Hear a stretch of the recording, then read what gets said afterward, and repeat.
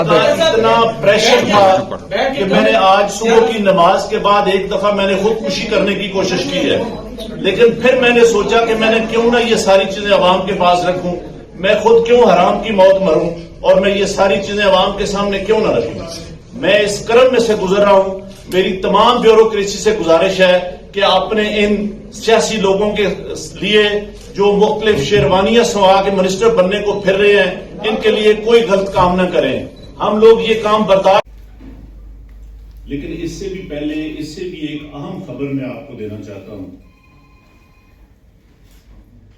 مجھے آلموسٹ بطور commissioner Rawalpindi interim government نے صاف شفاف الیکشن کروانے کے لیے تقریباً 1.25 سال پہلے لگایا تھا، لیکن میں انتہائی افسوس سے کہتا ہوں کہ میں وہ الیکشن ٹھیک نہیں کروا سکا اور میں اپنے عہدے سے یہاں استعفیٰ دے رہا ہوں۔ میں نے جو اس الیکشن میں غلط کام کیا ہے، راولپنڈی کے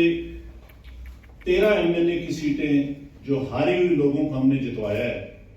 لوگوں کی 70 ہزار کی لیڈ کو ہم نے ان کی شکست میں بدلا ہے،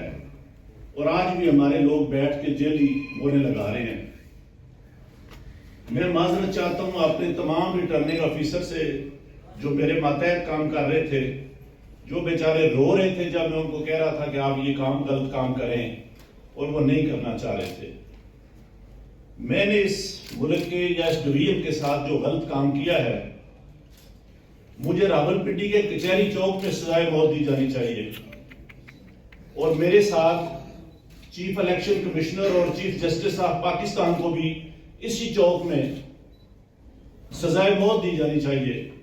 کہ ہم نے اس ملک کے ساتھ جتنا بڑا غلط کام کیا ہے۔ میں نہیں چاہتا کہ میں 1971 والی